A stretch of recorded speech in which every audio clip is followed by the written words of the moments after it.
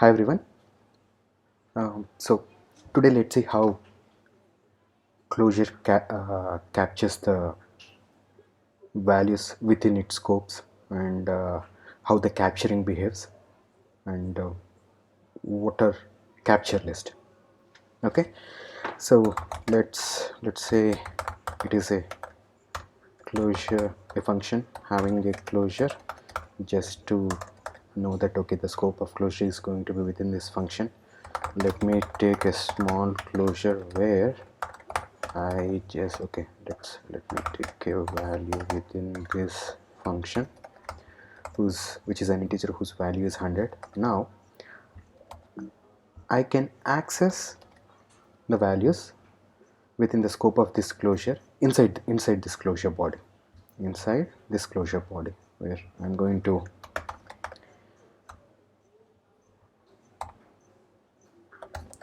print this value using string interpolation. Now let me call this closure, and to see this first we need to call this function. Let's call this function and let's see. Okay, it printed 100. Now what happens if I change the value? I changed it to 200. Now I again call the closure. Now let's see whether it is going to print the 100 or the 200. Meaning, whenever the value changes, after that if we are calling the closure, it is printing the latest value. So this is the default behavior of the closure. It can capture, it can access the values inside its body, but based on the type of capture, here the default behavior is if it is changing outside, if you're calling the closure again, it will take the latest and printing this.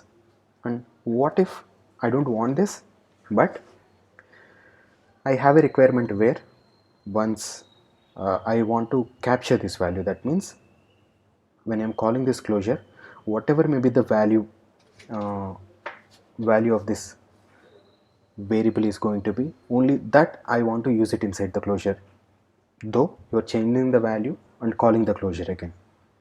If that is the requirement, that means first time if I'm calling the closure 100, okay, 100 should be there within the closure. After that, how many times if I'm going to call the closure, it should be 100 only. Now here comes the capture list. Capture list is nothing but an array. You might have observed in many places in your project where if there is a closure for a synchronous call, we give weak self like this. This we call it as a capture list. This is an array. We'll discuss about this. Now in the same way, I want to capture this value, so that if I am changing this value, I don't want to have these changes within my closure body. Now okay, I have captured it successfully. Why? Because I don't need to capture like this. Why? Because I am not deciding any strong or weak here. I just need the value. Now what happens if I run it again? It will again print 100 and 200. See why? Because we have not started the closure body. After capture list, if you don't give in is nothing but it indicates okay, you're starting the closure body. Now this value will be captured. Now if you can look at it, you change it 100 times outside, it already captured it, the value will be 100 only. Just to prove this, let me call it one more time and see 300. Now though you are changing n number of times, the closure captured the value, so its value is always going to be 100. So the default behavior of the closure is it can access the values within its scope. The default behavior is if you're changing it outside, the value will be changed inside also. And if you want to capture it completely, now what you need to do, you need to go with the capture list concept, where we create this an array. This is an array, so that if you have couple of other parameters also, you can capture it like this, val1, val2, val3, something like this. So it's an array, and this in indicates the starting of the closure body. So this works as integers, strings, this primitive types of value types in Swift. Now what happens if it is a reference type? As it is a value type, okay, it has taken a copy. This capturing means that is inside it is nothing but val temp is equal to val. That means this value is copied here. That means changes in this will not affect this. This is nothing but value types. Now what if we capture a reference type? That means let me take a person class, let's say its name is equal to some person one, let's say. Now let me create an instance of person here.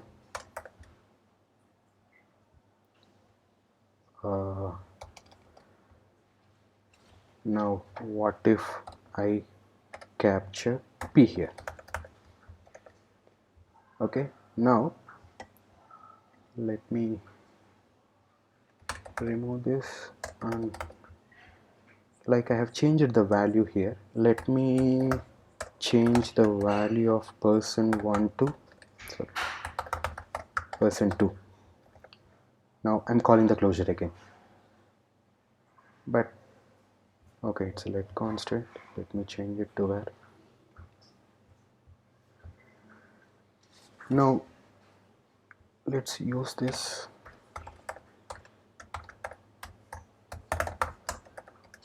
Now you feel like where this p dot name, though you are changing it as it is capturing it for this and for this call also, you will feel like this will print only person 1, but that's not the case. Why? Because this is a reference type. But if though you are capturing it that p2 is equal to p, meaning changes in p will affect p2 as well. So this is the capturing means it captures it, but how it is going, how it captures is based on the type of this val and p. This val is a structure, meaning it's a value type, so its assignment is a copy, whereas this p is a reference type, so its assignment is going to be like a reference type. Now if you look at it, this one will print person 1, this one will print person 2.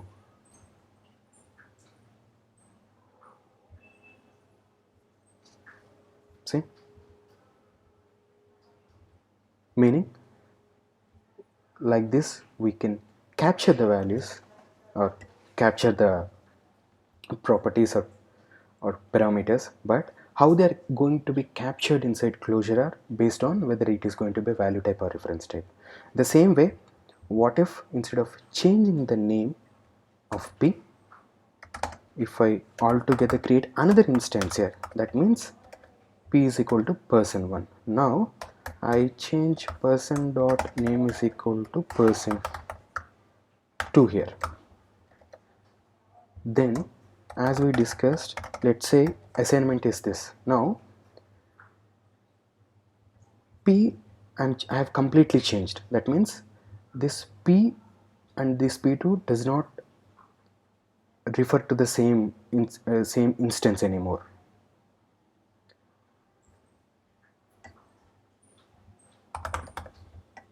So if I completely take a new fresh instance, now what happens? That means this and this are not identical. So what happens? This will print person 1. This is a new one. So it will, this also will again print person 1.